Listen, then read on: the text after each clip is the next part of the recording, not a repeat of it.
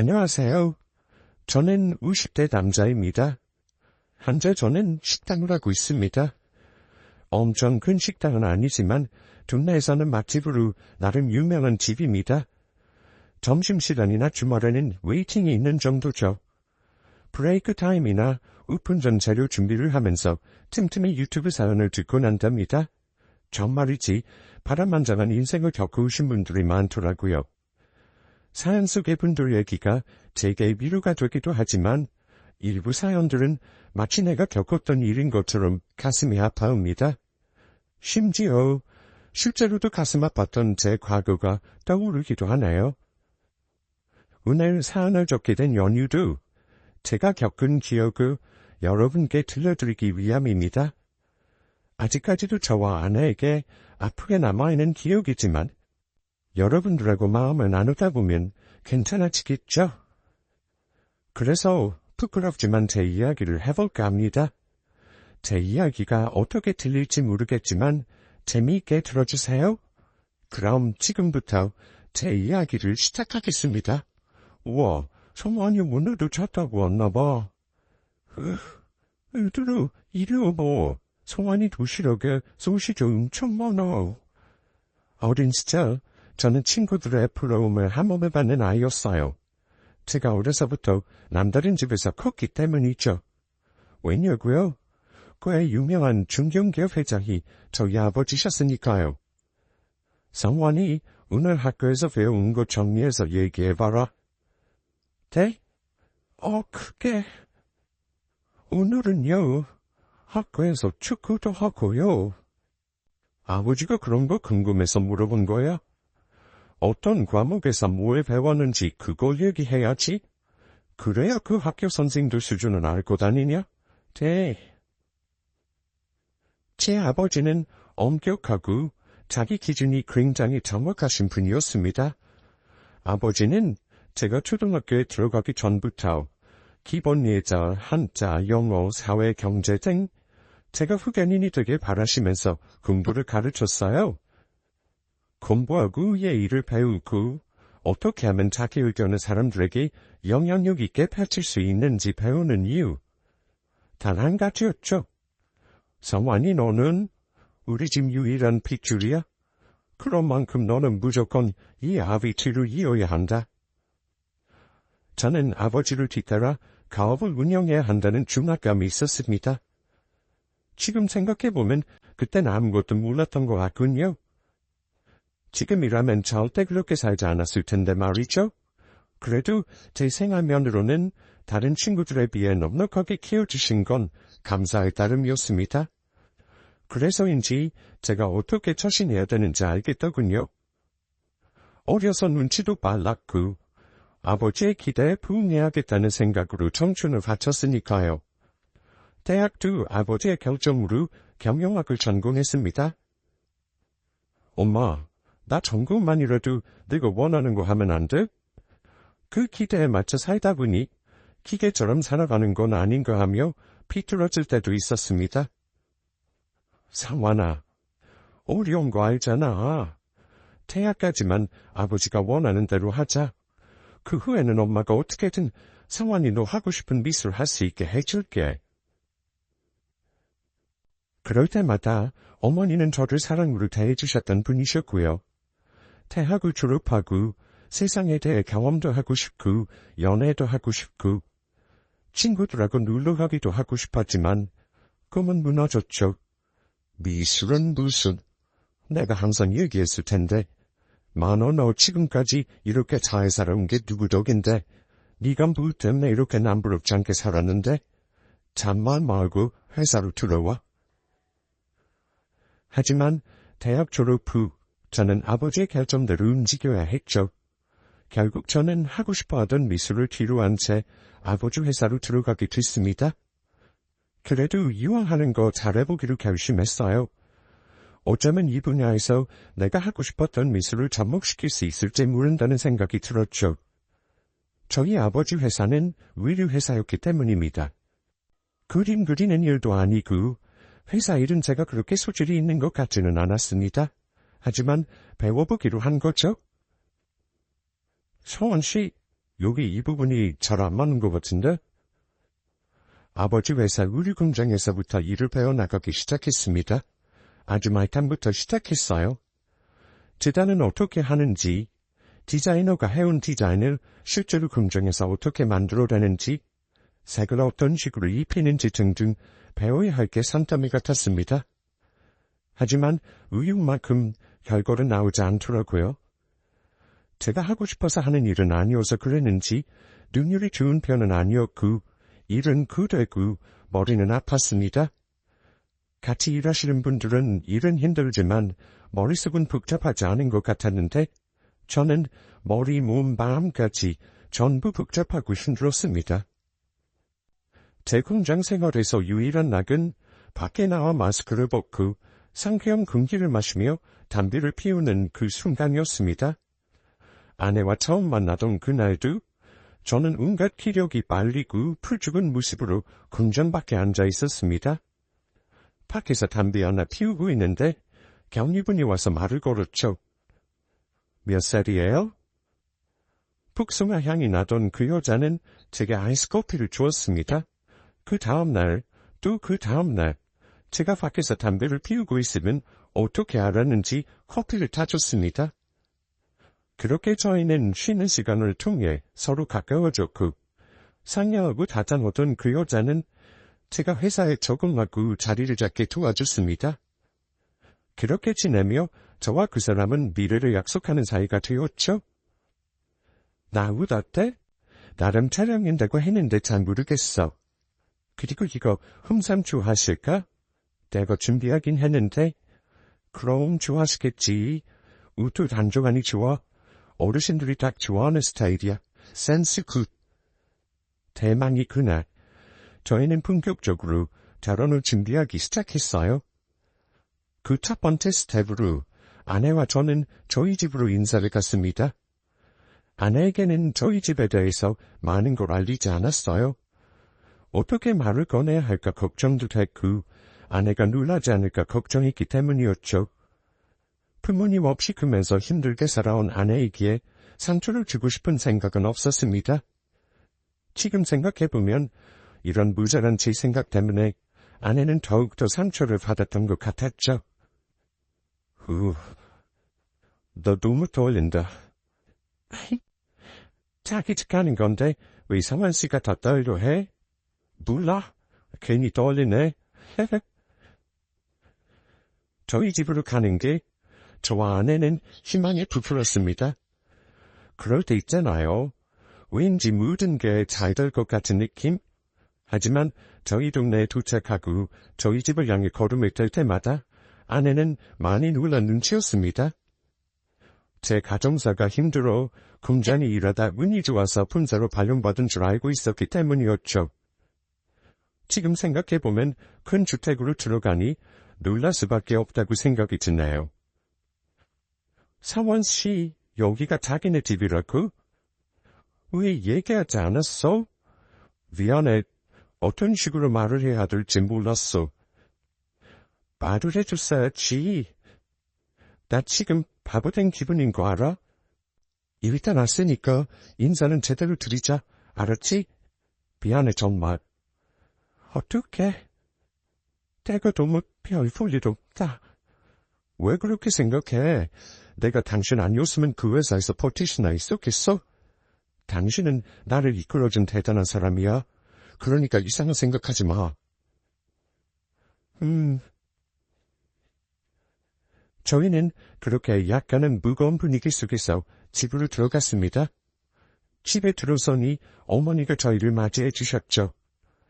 어머니는 며느리 될 사람이 어떤 사람인지 궁금해하는 눈치셨습니다.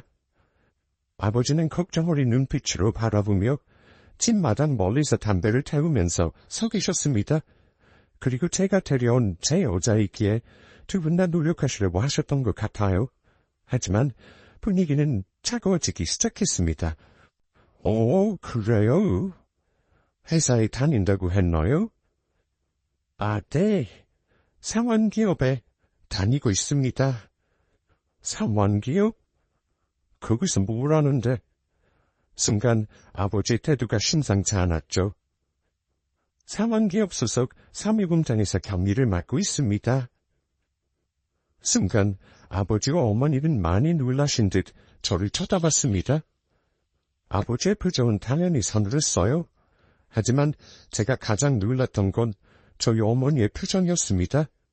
분명 나에게 한없이 다정한 분이었는데 정말 차가운 표정으로 제 아내를 바라보고 계셨죠. 내가 거기 회장인 거 알고 있나? 네? 아니요. 몰랐습니다. 아버지는 아주 냉소적으로 물어봤습니다. 아내는 정말 놀라며 저를 쳐다봤고 저는 아무 말도 하지 못했습니다. 일단 왔으니 자린 음식은 들고 가요. 네. 감사합니다. 제가 왜 저 때 제 아내를 데리고 집 밖으로 나가지 못했는지, 전날 저 장면이 제 꿈에 나오는 게 한두 번이 아니에요. 꿈에서 저는 아내 손을 붙잡고 나와 우리 둘이 살자며 함께 도망치는 꿈을 꿨죠. 당시에 제가 그랬어야 하는 건데 그게 계속 마음에 한도로 남아있습니다.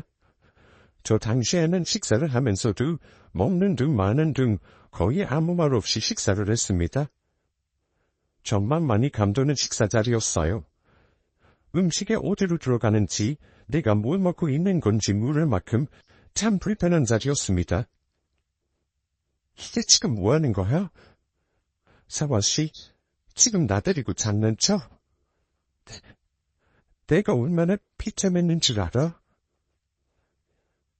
아무 말 없이 저희 집을 나온 아내는 저에게 화를 내기 시작했습니다. 당연히 화를 낼만 했죠. 저는 아내의 화를 말없이 받아들였습니다. 그저 내가 죄인이다라는 마음으로 말이에요. 빈말이 아니라 진심으로 아내에게 미안했습니다. 내가 저 여자를 비참하게 만든 게 맞구나. 라는 생각이 들었죠. 어떡할 거야? 나 상환 씨랑 결혼 못해? 아까 상환 씨 부모님 표정 봤어? 두 분 다 내가 못마땅하셔서 나한테 눈길 한 번 안 주시고. 우리 결혼 못해. 내가 장담해.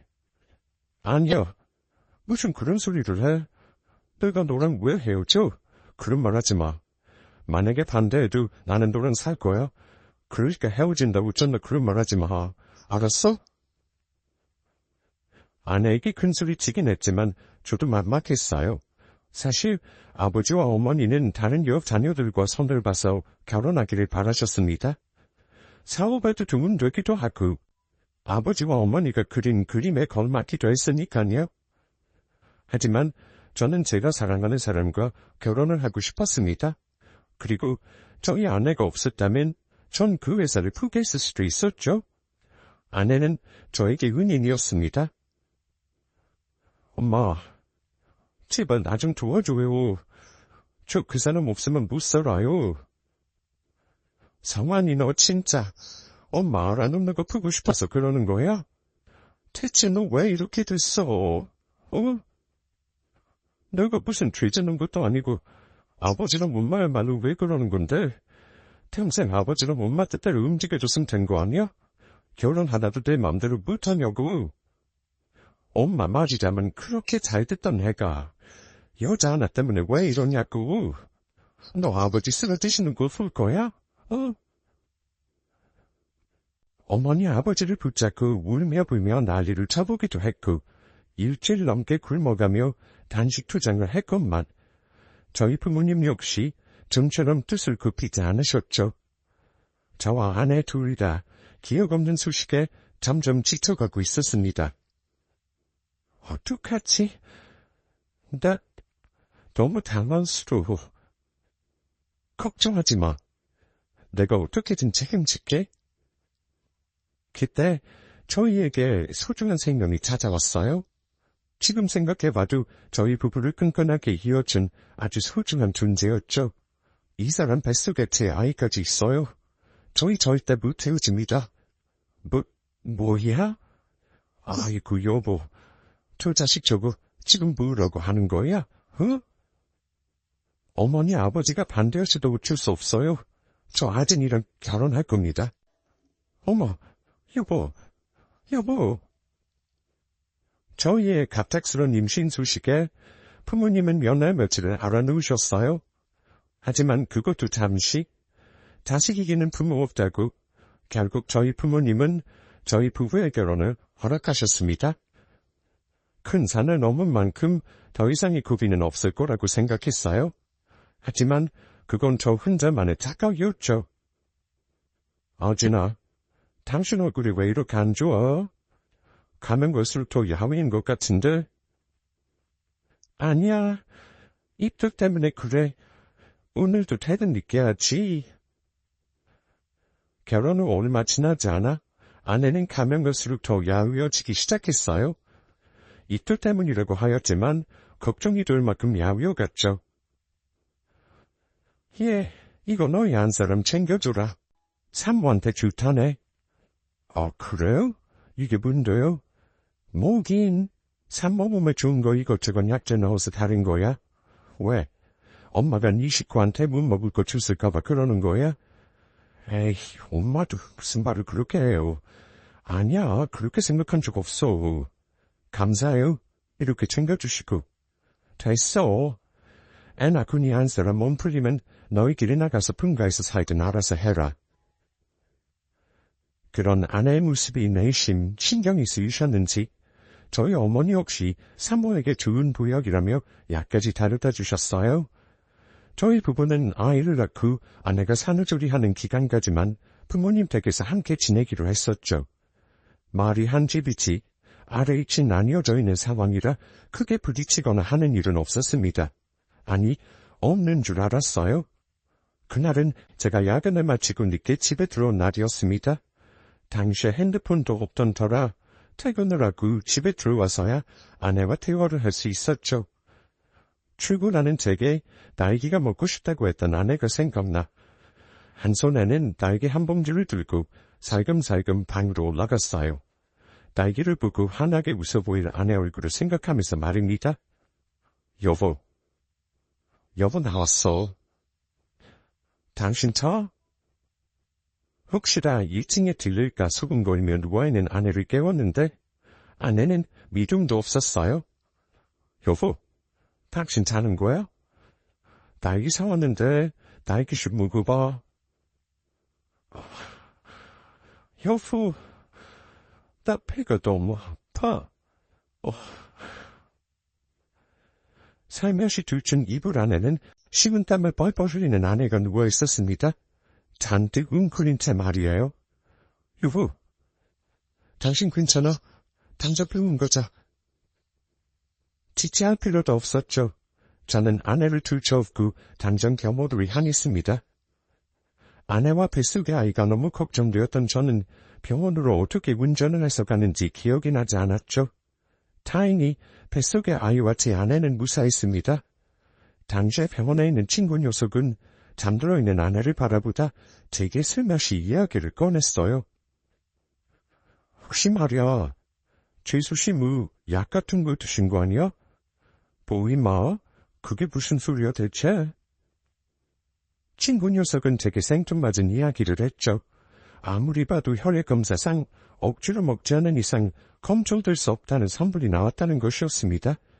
당시에 아내나 저나 뱃속의 아이를 생각해서 감기약 하나조차 쉽게 먹지 않았는데 그런 소간을 들으니 의아할 따름이었죠. 그때 제 머릿속으로 하나 스쳐가는 것이 있었습니다. 네, 여러분들의 머릿속에도 스쳐갔으려나요? 바로 저희 어머니가 아내를 위해 치워왔다는 한약이 떠올랐습니다. 당신 어디가? 잠깐 일 좀 보러. 아드나, 아기랑 당신 둘 다 무사하다니까 걱정 말고 푹 쉬고 있어.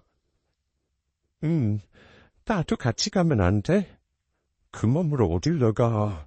금방 올 테니까 내가 아까 얘기한 대로 이 집 식구들 주는 거 받지 말고 먹지도 말고 있어. 내가 방에 둔 그것만 일단 먹고, 알았지? 갔다 오는 대로 우리 따로 지낼 집 내가 구할게. 우리 나가서 살자. 빨리 와야 해. 그날따라 아내는 몸이 안 좋아서인지 무엇 때문인지 밖으로 나가려는 저를 계속 붙잡았습니다. 나가지 말고 아내 옆에 있을 것. 아니 차라리 그날 바로 요강판이라도 구해서 둘이 나가 살집을 구할 것.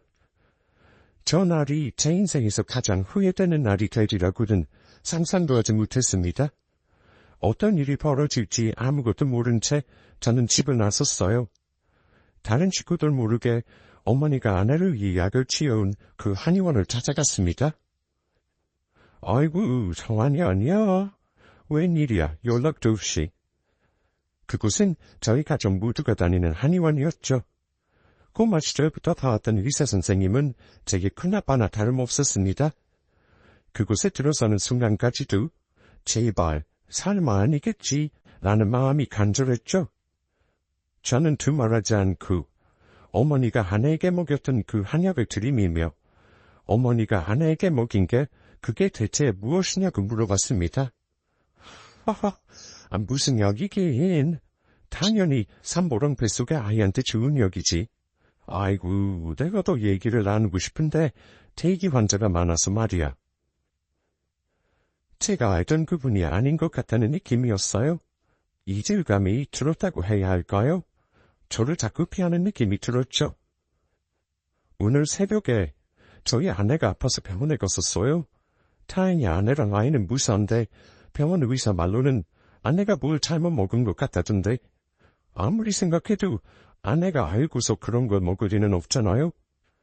선생님, 저 고마 때부터 선생님한테 진료받으면서 컸어요.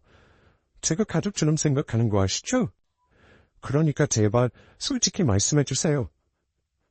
제 말을 들은 그 의사는 식은땀을 삐질삐질 흘리며 한숨을 내쉬었습니다. 그러다 이내 걱정어린 눈으로 제가 물었죠. 한 사람이란 아이는 괜찮은 거지? 네. 아이고, 내가 죽을 죄를 지었지. 내가 정말 미안하다. 제가 들은 대답은 정말 끔찍했습니다. 치가 떨렸고 주체할 수 없을 만큼 화가 났죠. 저는 악을 쓰며 병원을 뒤집어 놓았습니다. 병원은 순식간에 난장판이 되었죠. 당신이 그러고도 의사야? 당신이 의사냐고? 어디서 줄 게 없어서 사람 죽이느냐고죠? 저희 어머니가 아내에게 준 그 약은 산모에게 좋은 약이 아니었어요? 아이와 산모를 위험하게 만드는 약이었죠. 병원에서 한바탕 소동 후 저는 집으로 향했습니다. 그 만할 의사놈한테 연락을 받은 건지 뭔지 제 어머니라는 사람은 거실 소파에 앉아 저를 기다리고 있었죠.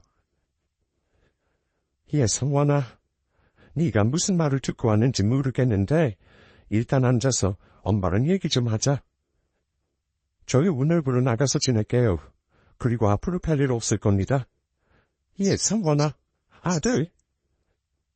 어머니의 부름을 무시하고 2층에 있는 저희 방 안으로 들어갔어요. 여보, 일단 우리 필요한 짐 먼저 챙기자.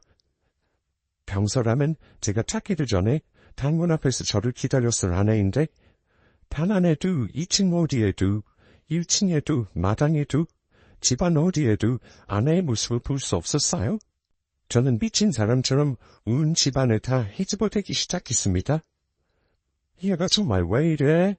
갑자기 집을 나가겠다더니 왜 집안을 헤집고 다녀 갑자기? 아유 성원아 너 왜 이래? 아줌마 봐서라도 좀 진정해봐. 어? 저를 말리는 어머니와 가사도우미 이모님의 말소리는 하나도 들리지 않았어요. 사라진 아내 생각뿐이었죠. 짧은 글이 적힌 메모 하나도 남겨두지 않고 아내는 그렇게 사라졌습니다. 너 정말 이럴 거야? 아내가 떠나고 난 뒤 저는 충격을 받아 병원에 누워있게 되었어요. 정확히 말하자면 아내가 그렇게 집을 나가고 몇 개월 내내 술에만 매달려 있었죠. 아침이 오면 미친 사람처럼 집을 나서서 서울을 어느 날은 아내 고향까지 미친 듯이 아내를 찾아다녔습니다. 그러다 저녁이 오면 술로 아내에 대한 그리움을 달랬죠. 부모님은 그냥 두었다가는 제가 죽을지도 모른다는 생각에 저를 병원에 입원시켰습니다. 어찌나, 여보, 어찌는 거야 대체? 어찌나, 상환아, 너 이러다 큰일 나. 제발 정신 좀 차려, 어머니가 찾아와 병간호를 해주셨지만 저는 계속해서 울음이 멈추질 않았고 늘 죽을 것 같다고 생각했습니다. 한 해가 가고 두 해가 가고 어느 순간부터 저도 포기를 하게 되었죠. 늘 의존하던 술도 서서히 끊었습니다. 내가 강해져야 아내와 내 아이를 다시 만날 수 있을 거란 생각이 들었거든요. 남편 두고 집 나간 여자, 더는 그리워하지 말아라. 우리랑 인연이 아니었던 거야. 너도 이제 그만하면 됐어. 더 좋은 여자 만나서 새롭게 시작해. 아무리 부모여도 남은 남인가 봅니다. 어머니와 아버지는 이미 떠난 사람이 그 새 출발하라며 이 면식 없는 여자들 사진을 내밀었어요. 내가 알아서 살게요. 앞으로 내 인생에 두 번 다시 관여하지 마세요. 저 어머니 아버지 위해서 회사 일하는 거 아니에요. 내가 하루라도 빨리 그 회사에 자리 잡아서 내 마음대로 살려고 하는 거니까 앞으로 제 인생에 관여하지 마세요. 아내가 떠난 이후로 저는 잘 웃지도 않았고 울지도 않았습니다. 감정 없이 살아갔죠. 그러다 우리 아이가 태어났다면 저만 했으려나 싶은 또래의 꼬마들을 볼 때만 미소를 지을 뿐이었습니다. 어느 순간부터 제 부모들도 저를 포기했죠. 그렇게 저는 살아도 사는 게 아닌 삶을 살기 시작했습니다. 죽을 날만 기다리며 살았죠. 그렇게 시간은 흘러 17년이라는 시간이 되었습니다.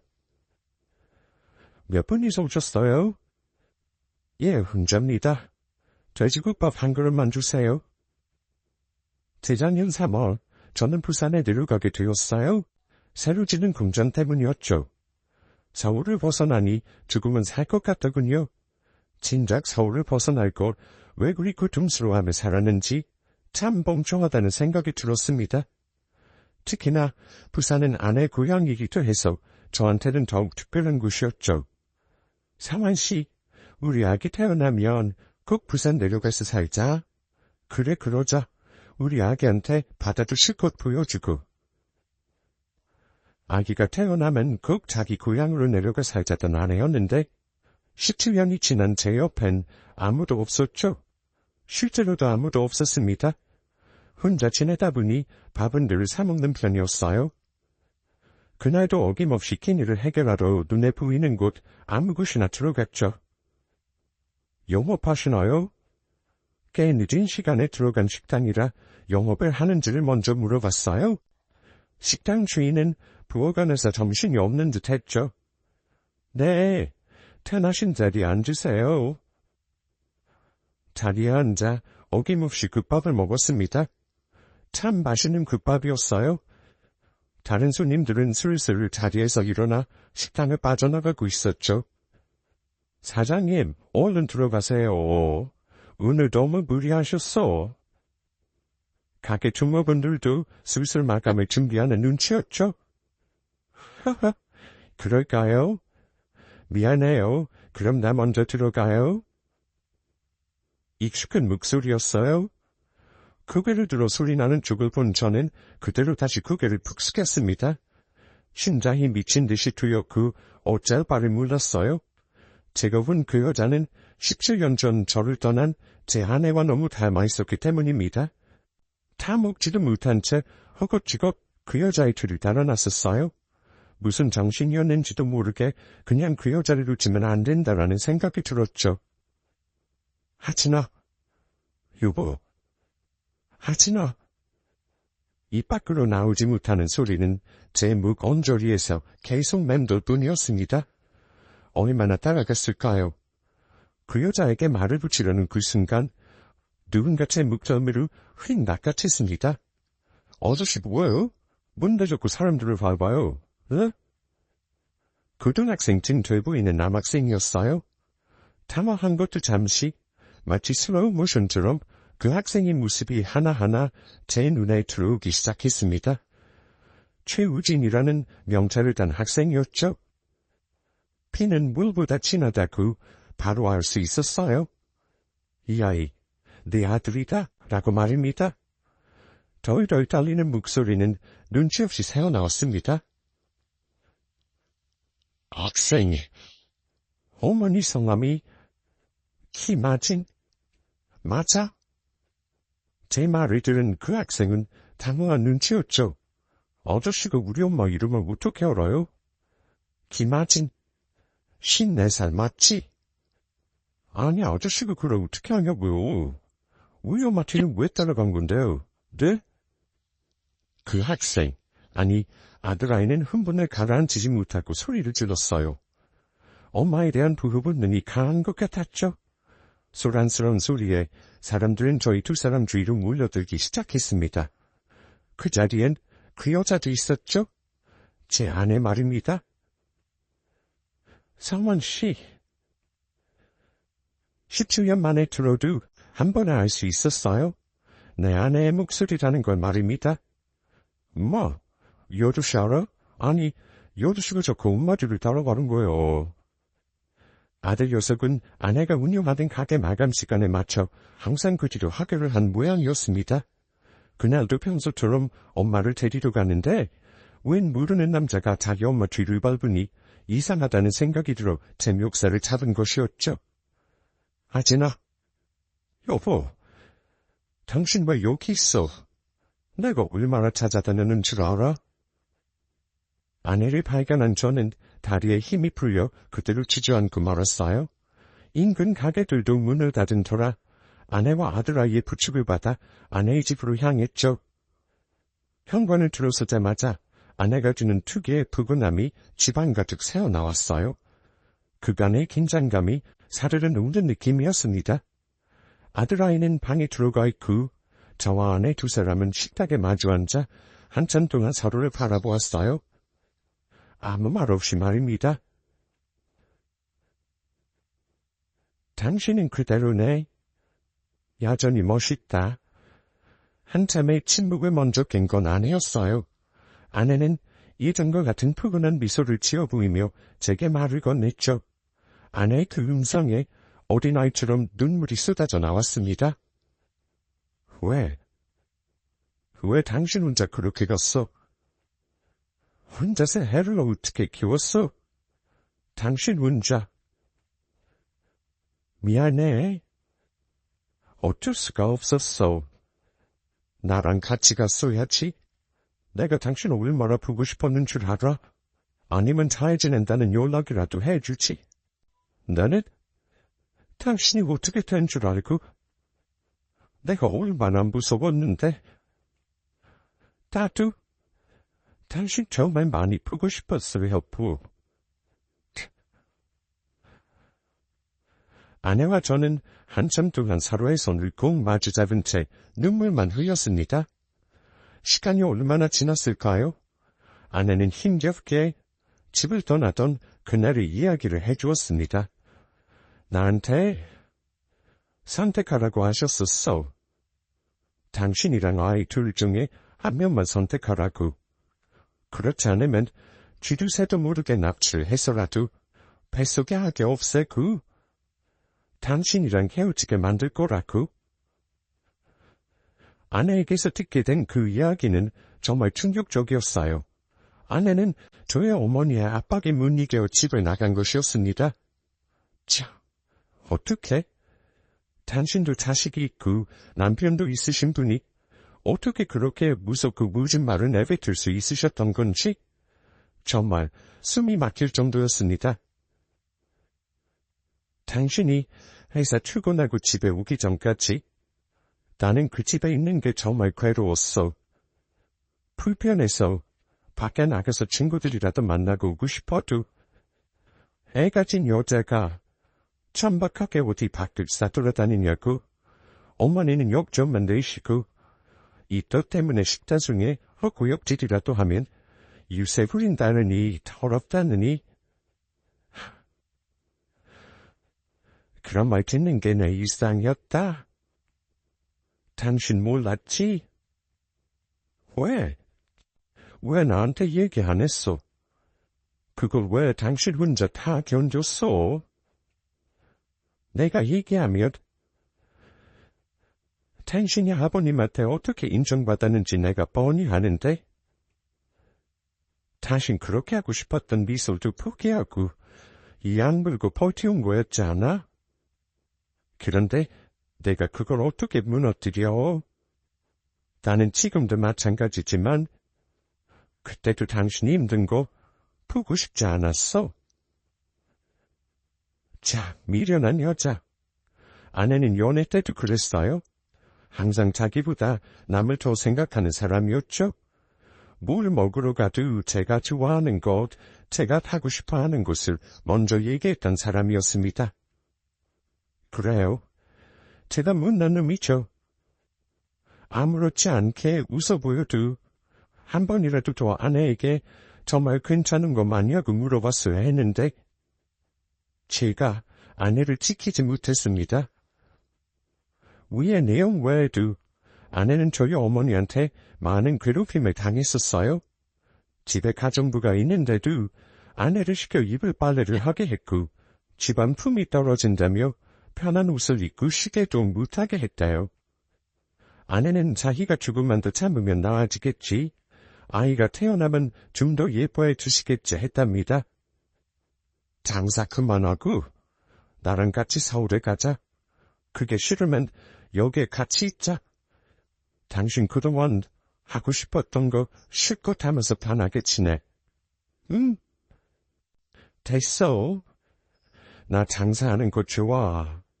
내가 그날 빈털터리로 집 나왔던 날 내 주머니에 얼마가 있었는 줄 알아? 딱 3만 원? 딱 3만 원 있었어. 뱃속에는 있지, 돈은 없지? 너무 서럽더라. 그날따라 국밥은 또 왜 이렇게 먹고 싶은지? 이걸 먹으면 당장 오늘 내일 잘 곳은 어떻게 하나? 우리 애랑 나는 어디서 어떻게 살아야 하나 막막하더라. 그때 나랑 우리 우진이 거둬주신 게 기차역에 있는 국밥집 사장님이야. 자기 딸 생각난다고 자리 잡을 때까지 지느라고 그렇게 나랑 우진이 거둬주셨어. 아내는 장사를 하는 게 좋다고 했습니다. 서울에는 가고 싶지도 않다고 말이에요. 아내는 장사를 하면서 미혼모 독거노인, 결식아동을 돕는 일을 같이 하고 있었죠. 언제든 무료로 그분들에게 식사를 제공하는 일 말입니다. 자기가 받은 만큼 다 갚을 거라고요. 제가 아는 아내는 자기 뜻을 쉽게 꺾을 사람이 아니란 걸 알기에 아내에게 더 이상은 얘기하지 않았어요. 아들아이도 처음에는 제 존재를 어려워했죠. 저는 그런 아들아이를 기다려주며 천천히 다가갔습니다. 제가 서운한 거로고는 우리 아이가 어떻게 커왔는지 그 과정을 아내와 함께하지 못했다는 게 그게 서운했어요. 여채우진 또 무험? 무거워. 누구? 또 이 삼촌이셔? 아니, 우리 아빠. 으씨, 또 누구한테 인사를 두두 부르냐? 안녕하세요. 저 우진이 절친이에요. 아들아이와 서서히 거리를 좁혀가던 어느 날 함께 길을 걷던 중 아들 녀석의 친구와 마주하게 되었죠.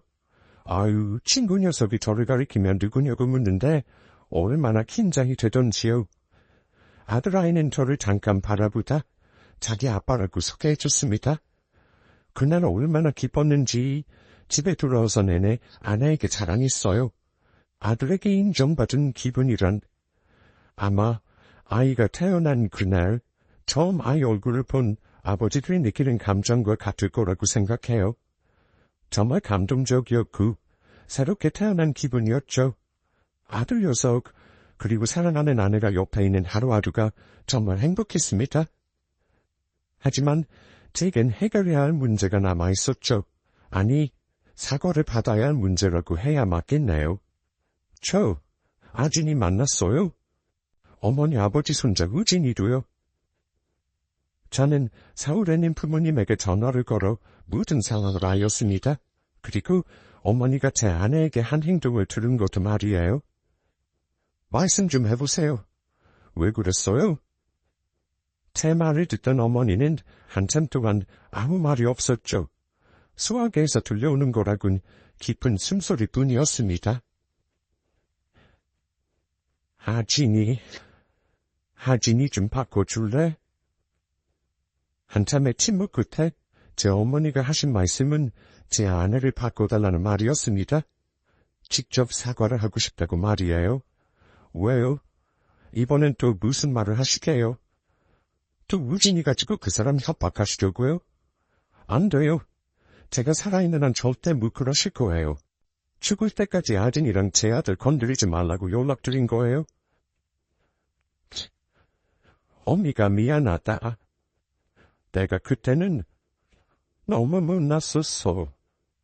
그저 내 자식한테 욕심만 많아서 내가 남의 자식 귀한 줄 모르고 상처만 줬다.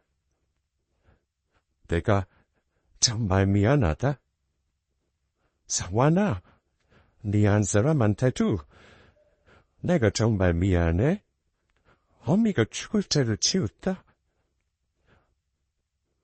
저희 어머니는 한참 동안이나 흐느끼셨습니다. 아내와 아들아이에게 정말 죽을 죄를 지었다고 말이에요. 어쨌든 저는 안 돌아갑니다. 회사고 뭐고 저는 다 필요 없어요. 이만 하려고 전화드린 겁니다. 없는 자식이다 생각하시고 두 분이 잘 지내세요. 사완아. 그래, 어미가 너한테 면목이 없어. 회사 물려받지 않아도 돼. 다만 우리가 너희 식구한테 도움이라도 줄 수 있게, 너희 편하게 살 수 있게 돕고 싶어. 저희 부모님은 힘들게 장사하지 말고 서울로 올라와서 편하게 지내라고 하셨습니다. 당신들이 지은 죄에 어떻게든 갖고 싶다고 말이에요. 아내는 지금이 좋다고 했어요. 아내가 좋다면 저는 두말할 것 없이 좋았기에 부모님의 제안을 거절했습니다. 회사도 물려받고 싶지 않고 서울로 돌아갈 일도 없을 거라고 말이에요.